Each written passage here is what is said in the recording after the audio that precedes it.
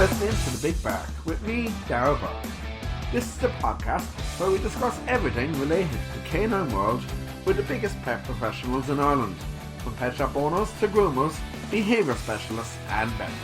In each episode, I'll be joined by the best dogs in the world, Bruno and Milly, and along with our guests, we look at the headlines shaping the canine industry, review the best products, check out the most dog-friendly venues in Ireland, and we also meet with dog owners to find out more about the bonds that make a dog man's best friend.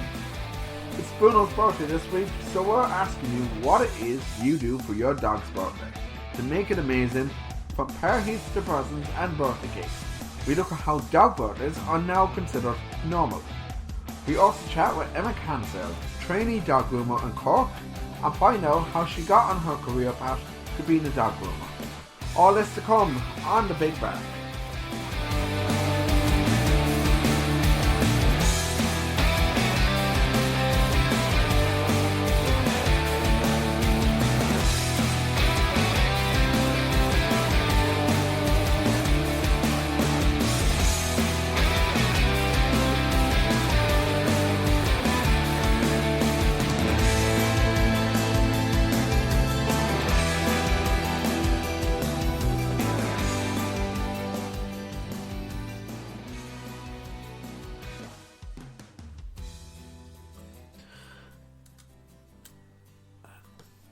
Happy New Year and a big welcome to Series 2 of The Big Bark with me, Darragh Burke. Joining me a hot seat today, as always, are my amazing dogs, Milly and Bruno, with their awesome waggy tails. Bruno turned a big 4 this week, so let's give a huge happy birthday to the best boy ever. Happy birthday! He got absolutely spoiled and we'll be chatting all about that a bit later on in the show. Coming up later on, we will be joined by our special guest, Emma Cansdale from Cork, who will share her story of becoming a dog groomer and her journey to getting there, as well as chatting about her love for dogs and that special bond that she shares with her own fur babies. So, given the week that's in it, we're chatting about what you do to make your dog's birthday really, really special. Now, it turns out that over 18% of dog owners in Ireland throw their dog a birthday party each year, with over 40% of dog owners admitting to buying their dog special birthday presents. Is that surprising? I think not. Particularly when they are our best pals. They run to greet us at the front door each day, give us lots of cuddles. Of our babies, they absolutely deserve to have their birthdays celebrated. And now it's gone to the stage where people don't even bat an eyelid anymore if you say to someone, "Hey, do you want to come to my dog's birthday party? I'm having a party for my dog this week. Would you like to come?" It's become completely normal. And it's a sign that our culture has changed to celebrate our dogs just as they deserve to be celebrated. Many people responded this week to a poll that I put out on Instagram to see what kind of things people do for their dogs' birthdays. Now, many people say they have a party for their dogs, but there are just a handful here that I do want to mention. Now let me just bring that up. So first of all, we have Jennifer on Insta, that's the handle. And Jennifer, when she was asked what she does for her dog's birthday, a party with 25 people. It's getting bigger every year, Jennifer says. Next up, we have Logan and Leah's World, and Logan and Leah's World says big party, decorations and lots of presents and cake each year.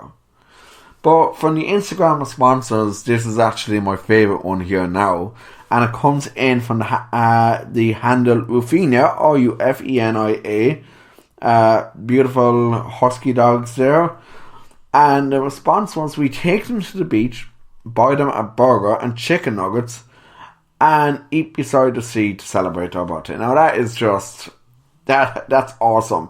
It's like you take your dogs to McDonald's for their birthday and you completely spoil them, and I love that.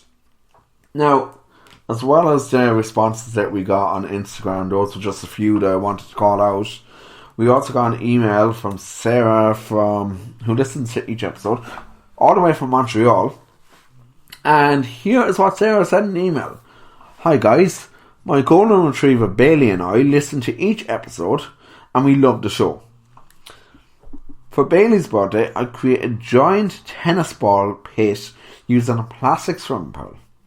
Invite all of the doggies from Bailey's daycare group along with their humans, so that's 20 dogs and 15 humans in total. And we have a lot of fun together. The adults have wine and human food, how bad? While the dogs get the doggy beer and lots of treats. So Bailey always gets lots of presents from all the guests, and I buy a 2-tier birthday cake, which is made with all dog-friendly ingredients, from my friend Abby, who this year made a pink heart-shaped chicken and beef 2-tier cake. I also buy a second birthday cake so that all the adults can share in it, and that's specifically for the humans. A lot of people think I'm strange when I invite them to my dog's birthday party, but I don't have any human children, and Bailey is my child. She's my girl, and I would do anything for her. We're best friends, and I want her to know that not just on her birthday, but every day. So she wants Bailey to know they're best friends every day, and that's completely normal, and I completely understand that. So she also says it might be strange to other people, but I see nothing wrong with spoiling your dog, especially on their big day. Sarah, we don't think you're weird at all. In fact, I want you to send me a picture of this ball bit, because I really want to know how it's done, and I want to build one for Bruno and Milly. And for anyone else who does amazing things for their dog's birthday, be sure to send us a quick email, send us a message on Facebook or Instagram, or you can send us an email to the bigbark@barkingmad.ie. So that's just some of the things that people do for their dogs. And as Sarah said, for many people, their dogs are their children, their babies. And for me, that's the case as well. So Bruno got very spoiled this week. We got a pack of buns that we checked were dog friendly, and we put candles into the buns. So we had 2 candles in each bun. We gave one to him and one to Milly. We lit the candles and we sang happy birthday to them. So Bruno got lots and lots of treats and got toys to play with too. And him and Milly got to wear a party hat. And although it wasn't Milly's birthday, we also got her a few treats and toys as well. Because obviously, if I get one for one of them, we can't leave the other one out. Because they're our babies, as I said, and they're very, very important to us. Now, it wasn't a big party. It was myself, Jen, Milly and Bruno in the kitchen of my house. But it was a great evening. We had a blast, and Bruno was so happy, but so tired after all the playing and all the treats and everything else. So there's so many different things now that you can get for your dog's birthday. It's not a massive market yet in Ireland. The pet industry as a whole is huge, but the birthday industry is still growing. So we have a few dog bakeries. We have doggy daycare venues that have a party for your dog. And of course, you can get them all the best treats. And obviously cake, get them Prosecco, get them doggy beer, things like that. Many doggies actually love that. But you know, in the US, the UK, Australia, this is a massive industry. You have dog party planners, party venues, bakeries that produce birthday cakes that actually rival wedding cakes. Now, earlier on when I was just flicking through Instagram, I came across a 3-tier cake. Now, I thought it was a wedding cake at first. There was a dog standing in the forefront next to it. Dog had a big smile on his face, and I genuinely thought the dog was the best man or something at a wedding. It was actually a dog birthday cake, and it was done in San Francisco. Now, I can't find the post right now, but if I find the post later, I'll reshare it to our Instagram. If you want to have a look at our Instagram, it's barking_mad_IE. So look, Bruno had a great birthday. And you know, we don't actually know what date Milly's birthday is. So instead, we celebrate her gotcha day in the summer. And we'll be talking about all that later on in the year in another episode. And it's just as big a thing as the dog's birthday nowadays. If you don't know when your dog's birthday is, the gotcha day is the next thing. So, hopefully we have many more birthdays and we have many more gotcha days with Bruno and Milly. Now later on we're going to check out the doggies available for rehoming from Limerick Animal Welfare. We're going to announce our dog of the week from Spotify, from Instagram I should say. I got Spotify in the brain now with all this podcast stuff. But coming up after this, we're going to be chatting with our guest for today, Emma Cansdale from Cork. We'll be right back with that just after this quick advert.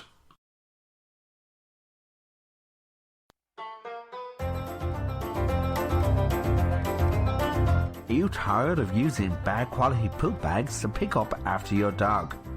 Are you fed up of poop falling all over your hands when you're trying to clean up your dog's mess? Well then, it's time that you give a Mutt Mitt a try.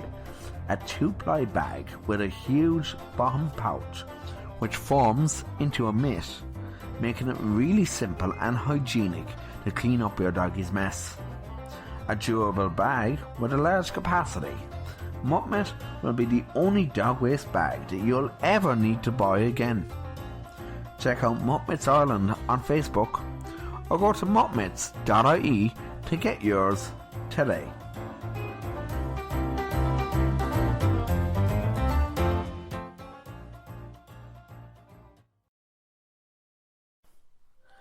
Alright, so welcome back to the Big Bark, and I'm joined on the line now by Emma Cansdale, a trainee dog groomer from Cork. Emma, how are you doing? Hi, how are you? Thanks a million for having me on. You're very welcome, and thank you for being a part of the show today. So, Emma, no problem, you're training to be a dog groomer down in Cork. I am indeed, yes. So, first of all, tell me a bit about, obviously you have a huge love for dogs, and tell me a bit about your love for dogs and a bit about your own dogs as well. Oh, well, it started since I was a kid. My mum always told me my first word, usually your first word would be daddy or mommy, but my first word was doggy. And from when I was a baby, I've just always loved dogs. It wasn't even, to be honest, it wasn't my first career choice. I tried a lot of different things, but then I just kind of fell in love with it. And I've had dogs since I was young. I have 3 of my own babies at the moment. Okay, great. What are your dogs' names? So there is Lucy, Milo, and my baby Zeus. Okay, and what breeds are they? So Milo is a cross. He's a mix between a Bichon Frise and a Westie. Lucy is a bit of a mystery because we actually adopted her and from Animal Rescue, and we're to be honest, she could be a mixture of everything. There's definitely some terrier in her, but we haven't quite pinpointed it yet. So she's a mix of a lot of things. And then my baby Zeus, he is a lab collie. Oh, lovely. A lot of the collie definitely a lot more work than the Bichons anyway. I have 2 labs here myself, so I know how much work is involved in those. So big dogs, love it though. Exactly, I love the big dogs myself. And what made you choose the career path of being a dog groomer? Like a lot of people would Well, choose, it like actually a lot of people would choose, like say maybe go into the lines of behaviour. But what kind of stuck out to you about mm, dog groomer? Well, it actually didn't even start as a groomer. So, what happened was I got Zeus when he was a puppy, and I've had dogs all my life, but I never actually because I was so young when I first got dogs, I never knew a lot about training, and I never knew a lot about behavior or anything really. So when I got Zeus as a pup, I kind of wanted to know everything that I possibly could on raising him properly and just different training techniques and what was the right thing to do, what was the wrong thing to do. I was literally like a mother that just had a child and she's gone to all these classes and gets out the books and things like that. So it was basically like that when I got my dog. I just wanted to find out everything that I could just to kind of give him the happiest life that I could. So it started then basically I was just looking around for training classes for him for puppy socialization and things like that. And I ended up getting an internship in a doggy daycare. And so I was working, so I done half of my internship and then I got hired in the doggy daycare. So I was working in the doggy daycare for about a year and I was just kind of learning about different behaviors, like dog behaviors, how to kind of interact with dogs. There's so many different things that I never knew. And it really helped me a lot just to understand dogs because beforehand I didn't know, honestly, I didn't know like I obviously knew about dogs, but nothing what I had learned. And then after I kind of got into the daycare, I did like the training kind of aspect of it, but they also had a groomers. And then I used to kind of just go upstairs and hang around the grooming room and just it just fascinated me. I just absolutely loved it. And then I just started kind of doing small things like washing blow dries and things like that, and it just hooked me. And ever since then I just wanted to become a groomer and just have my heart set on it. Brilliant. And how then did you make the transition? How did you actually? You said that you did like a bit of wash and blow dry, but where did you actually go then from there to actually get you on your career path to being a groomer? So basically, the shop that I'm working in now, I work in Pets Plus. Shout out to them; they're absolutely fantastic family-run business here in Cork. They kind of gave me the opportunity to do some practice and training in their studio. So just things like washes and blow dries, things that I was already kind of trained to do beforehand. And then I was like, right, so now I have to get my qualifications in order because there is no real kind of thing in Ireland, which is a bit strange. Like you don't have to have qualifications to become a groomer, but it sure is. It sure helps, in that kind of way, because it just kind of makes you look more professional. And obviously, the more training you have, the better.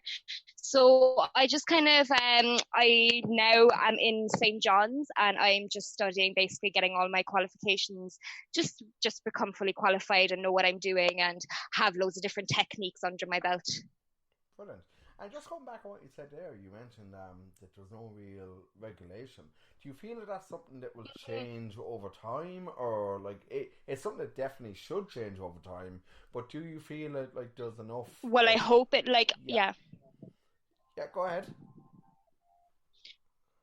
Well, I do. Well, it is something that I think that should definitely change. To be honest, I don't think that there is enough laws protecting animals in Ireland in general.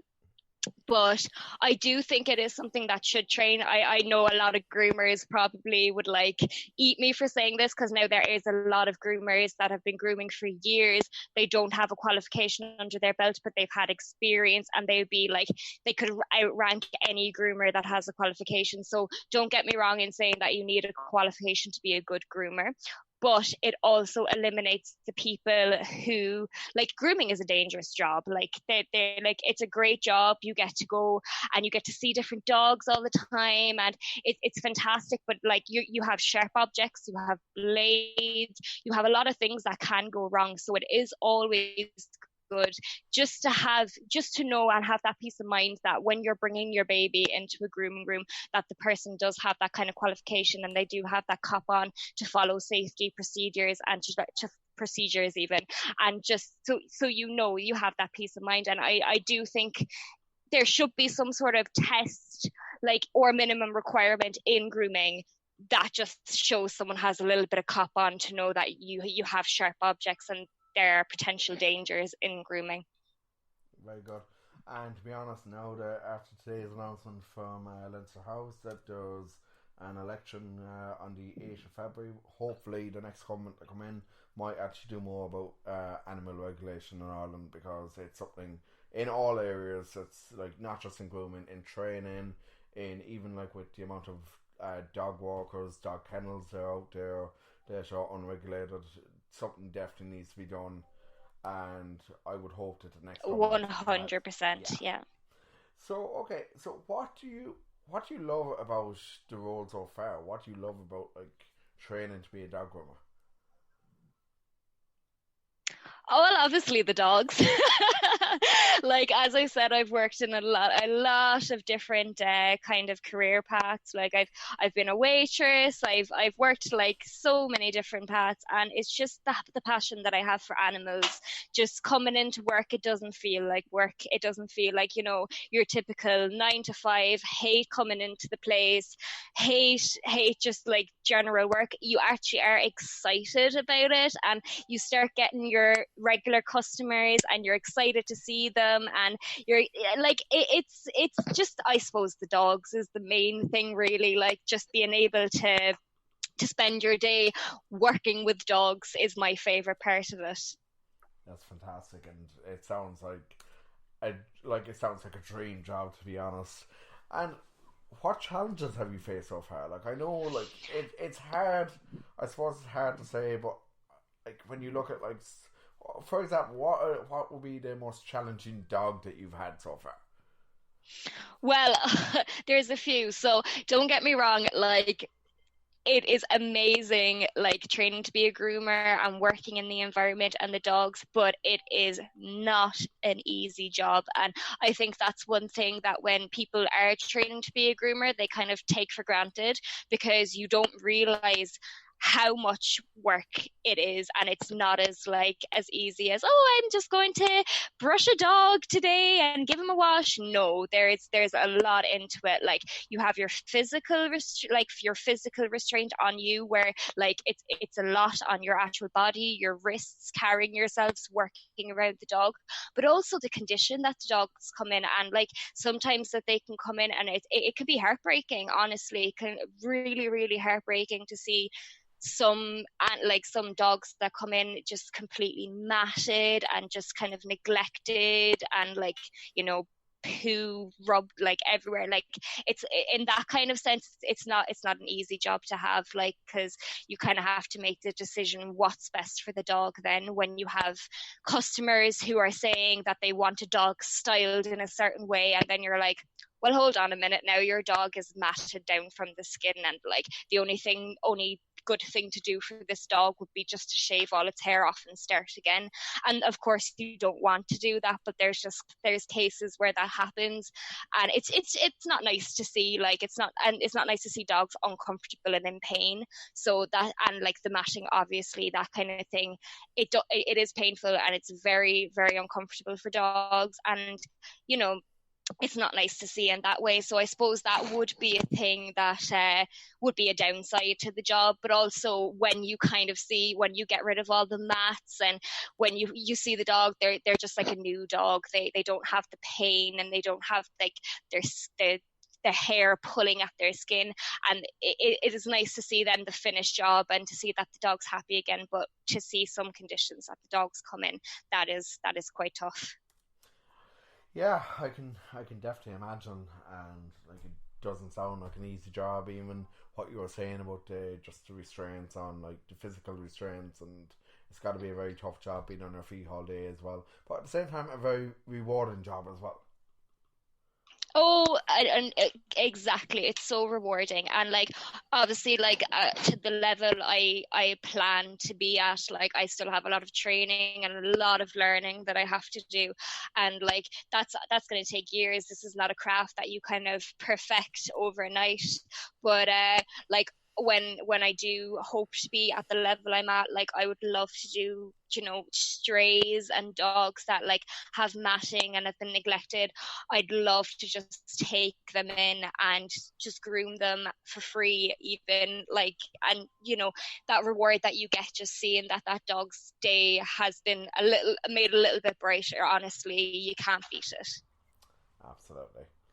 And Emma, who so far, you mentioned Pets Plus, they've been a big supporter of yours, and who else have been your biggest supporters to this? Oh, well, you know, your friends and your family, like, obviously telling them what you're into. But you know what, like, myself, honestly, has been something that I've had to, you know, stick into something. Like, you have to support yourself if you want to do anything, like, and I've had to give myself a little kick, you know, and just to say, have the persistence to stick with something that you love and stick with something that you know you want to do. And some days it can be very difficult, like as I said, like coming in and you can just have such a tough day and seeing a dog that's matted and you have poo all over your hands and, you know, this kind of way. But like, just kind of my I suppose my friends, my family, myself, anyone who's really given me the opportunity to do what I love. Fantastic. And finally, Emma, what advice would you give to someone interested in a career in dog grooming? The advice that I would give to someone is know what you're going into. Don't think it's as easy and as lovely as it looks. And now, obviously, I wouldn't be discouraging anyone from it, but just know what you're going into. Do a few grooms. Don't rush yourself, because that's the worst thing that you can do. Is people start small. Start with wash and blow dries. That's fine. You don't have to rush. It's not a competition. A lot of groomers will go into it and they want to get the clippers out straight away and the scissors out straight away. Just remember the dangers that obviously are involved in grooming, and have your supervision. Ask advice from people. Just stand over groomers that you know and just watch them. That's what I find to be honestly the most helpful thing, just watching people who are really, really good at what they do and then slowly building up, because obviously, as I said, there are dangers that are involved in grooming, so don't rush into anything. And, you know, go if it's something that you want to do, go for it. Go have fun, work with dogs, you know. That's all. If it's something that you find that you're really interested in, you love dogs, it's the path that you want to go down, go for it. Fantastic, Emma. Emma Cansdale, trainee dog groomer in Cork. Thank you so much for joining us on the Big Bark today, and I wish you every success in your career. Thank you so much for having me. It was lovely chatting with you. No problem at all, Emma. Take care, and hopefully have you on again soon. Hopefully soon. Thank you so much. Take care of yourself.